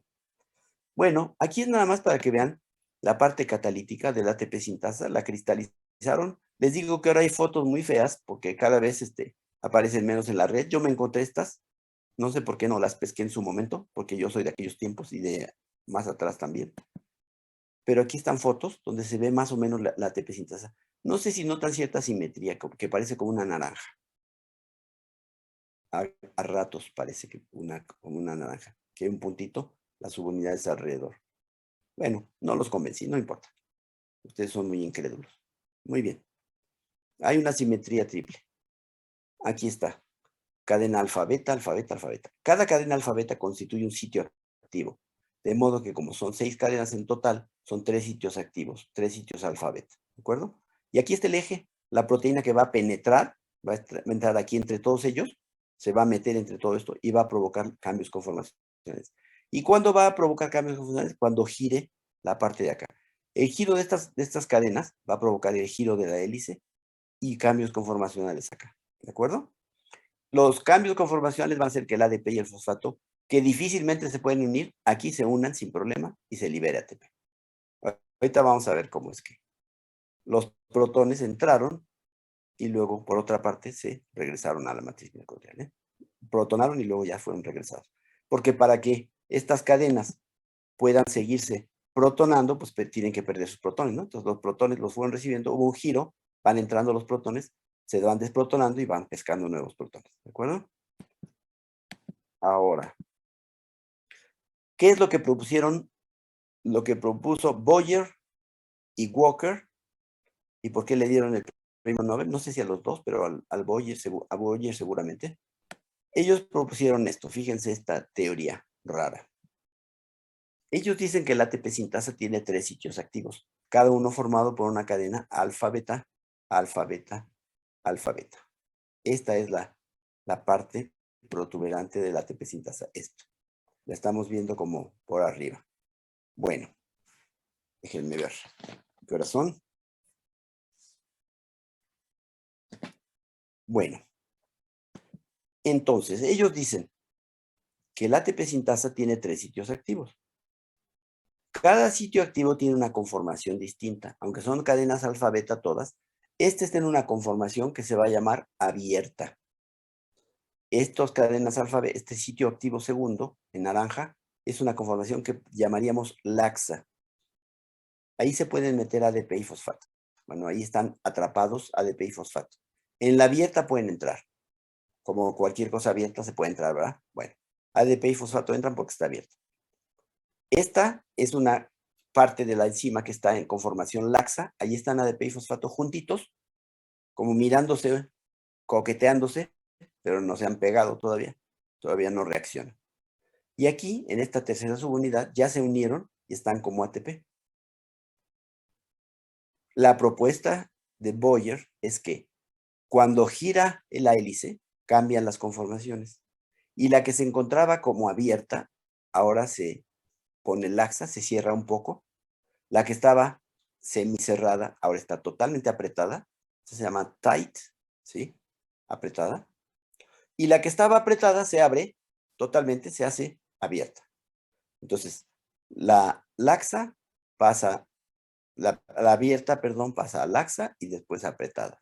La laxa pasa a apretada y después abierta. La apretada pasa a laxa y finalmente a abierta y luego a laxa. ¿De acuerdo? Entonces esas son las transiciones. Cada vez que gira la hélice, esta cambia de conformación, las tres cambian de conformación.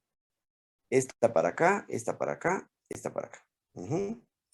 ¿Y qué es lo que propone Boyer? Él dice, bueno, sintetizar ATP, ya sabemos que sintetizar ATP es difícil, ¿verdad? Eso no se nos olvida, es la parte más importante.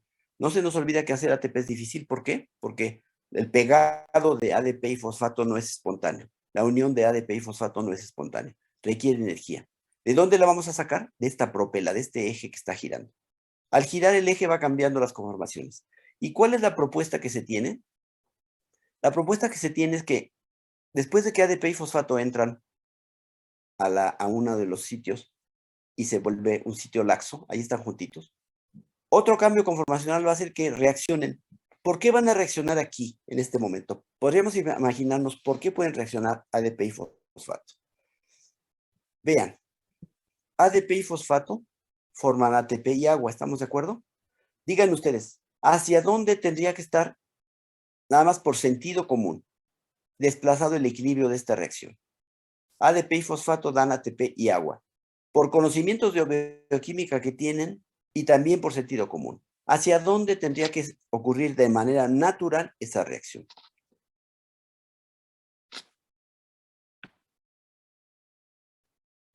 No se peleen.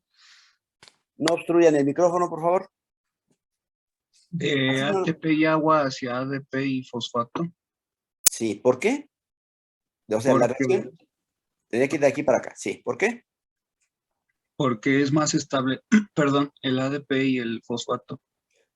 Por conocimientos bioquímicos que tienes, que estos compuestos son más estables que este, de acuerdo. Otro argumento, sin haber estudiado compuestos de alta energía, habiendo estudiado química, pura química.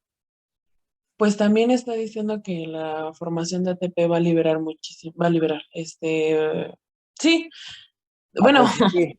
Bueno, claro, tú te estás fijando en el delta G.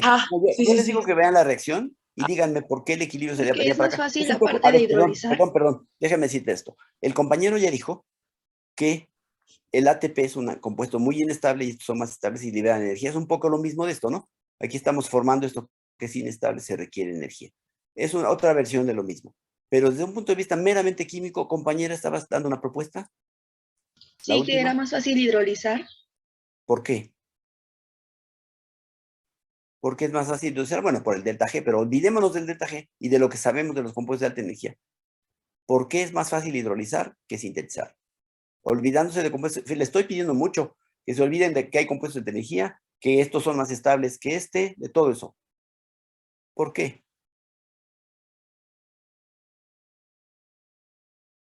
¿Se acuerdan de la ley de acción de masas?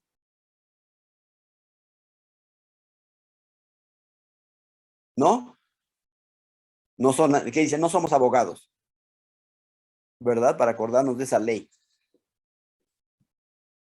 ¿Qué dice la ley de acción de masas? Que en una reacción que puede establecer equilibrio, cuando hay un exceso de algunos de los reactivos o productos, la reacción se va a ir al otro lado por exceso de masa. La reacción más probable es que, no, hay mucha agua, ¿no es cierto? Hay muchísima agua. Reaccionará con el ATP y se vendrá para acá. Esto es más abundante que esto.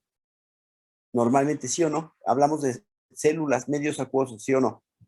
¿Cómo podríamos imaginar que ADP y fosfato aquí se junten para dar ATP? Nomás porque esto giró. Cuando se cierra la subunidad, se forma el ATP automáticamente. Ah, caray, se forma automáticamente y yo les dije que se requería un montón de energía, les dije que era una molécula muy inestable, que era poco probable, que poco espontáneo esto, etcétera, etcétera. Y ahora ya mágicamente les digo que nomás se cierra y ya se formó el ATP. ¿Qué podríamos imaginar? Por ejemplo, podríamos imaginar que el sitio activo de la enzima, como pasa con muchas partes de las proteínas, no tenga agua. Que esta conformación saque el agua. Si no hay agua, el equilibrio que estaba francamente hacia acá, ya se va a venir para acá, porque falta este ingrediente. Si están de acuerdo, en cualquier reacción, si yo saco este producto, se viene para acá. Si saco esto, se viene para acá, al revés. Entonces, ¿qué tal si aquí ADP y fosfato en la estructura apretada, que llaman aquí, en la conformación apretada, pueden juntarse fácilmente porque ya no hay agua? Reaccionan. Pero en realidad lo que se propone no es exactamente que se junten porque no hay agua, sino que se forman, o sea, sí va a pasar eso, espontáneamente se van a juntar. ¿Quién provocó eso? El giro. Pero lo que dicen que es más difícil es que este ATP se desprenda. El ATP se queda pegado muy fuerte a la mitocondria porque esto se llama un sitio apretado, digo a la sintasa. Porque esto se llama sitio apretado porque tiene muy agarrado el ATP. Una cosa que se ha visto es que si ustedes tienen mitocondrias que no les dieron sustratos por mucho rato, están en ausencia de carbohidratos, de cualquier cosa, pues las mitocondrias tienen sus propios sustratos, ¿no? Allá adentro las mitocondrias tienen succinato, fumarato, un montón de cosas, todo lo del ciclo. Pero se lo van a ir acabando, lo van a ir consumiendo las mitocondrias. Si no les doy ninguna materia prima oxidable, pues se lo van a consumir. Entonces, si tienen ustedes mitocondrias que no les han dado sustratos y las lavan exhaustivamente, pues van a quitar todas las cosas solubles. Una cosa que se ha visto es que si ustedes toman mitocondrias que las dializaron, ¿se acuerdan de la diálisis? ¿Vale? Les vamos a quitar todo lo que esté libre ahí, soluble, pequeño. Se van a salir ATP, todo lo que se pueda salir se sale, ¿estamos de acuerdo? Moléculas pequeñas como ADP, ATP, fosfato, aminoácidos, cualquier cosa se va a salir. Entonces, si dializan mitocondrias exhaustivamente y después calientan a las mitocondrias, las desnaturalizan, todas las mitocondrias completas, ¿eh? ¿Qué es lo que registran? Que se puede detectar cantidades de ATP libres. ¿Qué significa eso? Si dializaron el ATP se tendría que haber salido, pero no se salió. Se sale cuando hervimos a las mitocondrias, cuando las calentamos a temperatura elevada. ¿Por qué? Porque estaba atrapado aquí.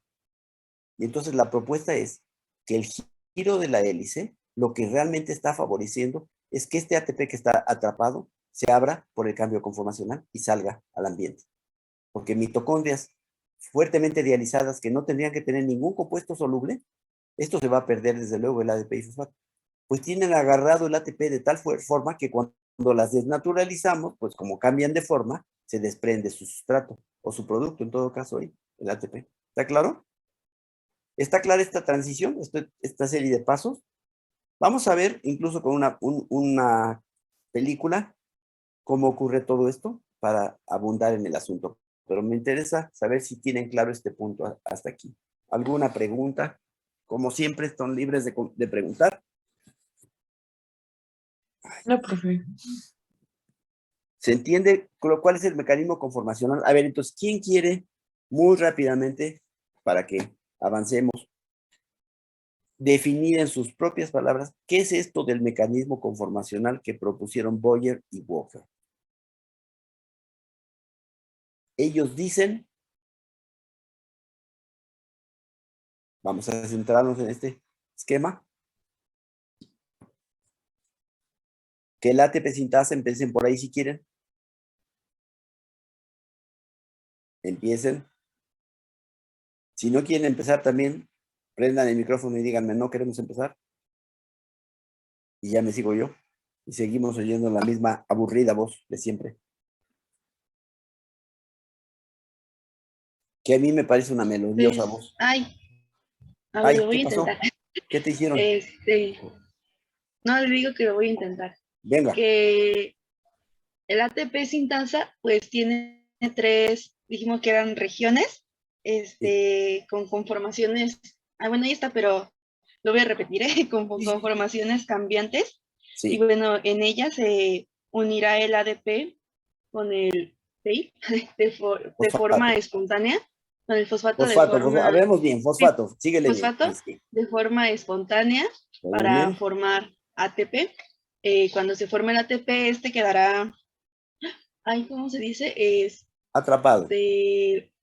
Atrapado, y el cambio conformacional será lo que permitirá la salida de ATP y nuevamente la entrada del ADP y el fosfato. Está bien, está casi bien, pero hay detallitos. Otro intento. Fíjate bien todo lo que... Acuérdate que hay varios sitios activos.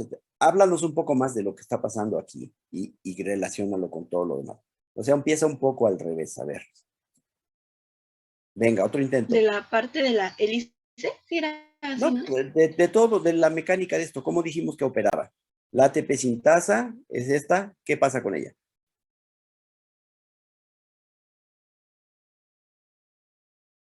Ándale.